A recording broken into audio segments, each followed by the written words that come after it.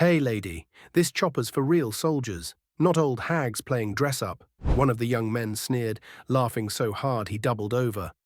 His buddy joined in, pointing right at her like she was a joke, not a warrior. Captain Riley Stone didn't blink. She stood tall in her camo fatigues, eyes fixed on the Black Hawk helicopter just 100 feet away. Her shoulders were squared, her jaw tight. She didn't say a word. She didn't have to. Her silence had more command in it than their shouting ever could, but it didn't stop them. "She's probably here to babysit someone. Or make sandwiches," the second guy snorted, loud enough for the others nearby to hear. A few glanced their way. Some smirked. No one stepped in. She looked calm, but inside she felt the weight of 100 battles pressing against her spine. Not just the ones she fought overseas, but the ones she'd fought just to be seen in a uniform she earned. Riley had served 18 years.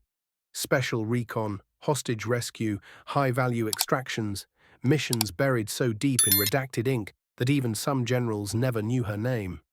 She'd been shot at, burned and buried in rubble once. But the thing that left the deepest scars? Comments like this. Still, she waited in line. She had orders. She had clearance. But now she had to wait while two boys who hadn't seen a day of combat tried to cut her down with words sharper than bullets. Then one of them stepped in front of her, cocky and careless. "Sorry, ma'am. No room for civilians on this bird. You're going to have to find another ride." Riley raised one eyebrow, slowly turning her arm to show the patch on her sleeve. A faded olive insignia, barely visible unless you knew what you were looking for. A black trident crossed over a broken tower framed by 2 stars. It wasn't flashy, but to those who knew, it meant everything. The chatter around the runway stopped when a voice barked, "At ease." Colonel Harris strode up fast, his boots hitting the concrete like a drum roll. He wasn't smiling.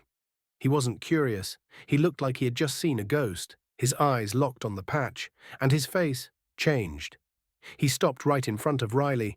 The young soldiers beside her instantly stiffened, realizing they might have made a mistake, but not how big it really was.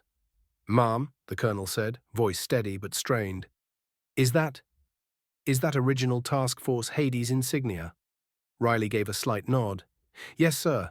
Unit 17, Eastern Division, Operation Winter Veil." The colonel's mouth dropped. "You were in Winter Veil?" She nodded again. Quiet, controlled. The young men beside her shifted uncomfortably. One of them whispered, "Wait, what's Winter Veil?" The colonel turned to them. Operation Winter Veil was a Black Flag rescue mission. Classified. The entire Hades unit was presumed wiped out. Only one operative made it out alive.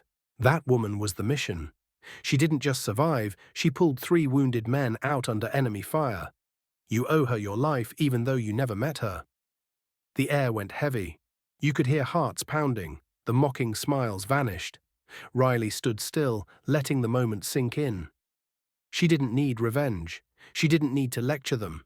This was the justice she'd waited for. Colonel Harris stepped aside. "Captain Stone, the bird is yours. Front seat. You lead the team." One of the soldiers stammered, "We're sorry, we didn't know." She cut him off gently. "That's the problem. You never ask. You just assume." She walked past them, climbed into the helicopter and strapped in. The others followed silently. No one made another comment. No one laughed. As the rotors spun and the Black Hawk lifted into the sunset, the young soldiers sat in stunned silence beside a woman who'd been mocked minutes earlier, and now carried their entire mission on her back. They would learn more from that one mistake than any drill or classroom could ever teach. The flight went smoothly. The mission went smoother. And days later, when the unit gathered for briefing, they all stood when Captain Riley entered the room. Not because they were told to, but because respect, once earned the hard way, never fades. The colonel pinned a new commendation to her uniform that day. But it wasn't the medal that mattered. It was the silence that followed. A silence filled with understanding, growth, and something rare in uniformed halls: humility. Don't judge a soldier by their age, gender, or silence. Some legends don't need to speak. Their legacy already does. As we wrap up, don't forget to comment your country or city.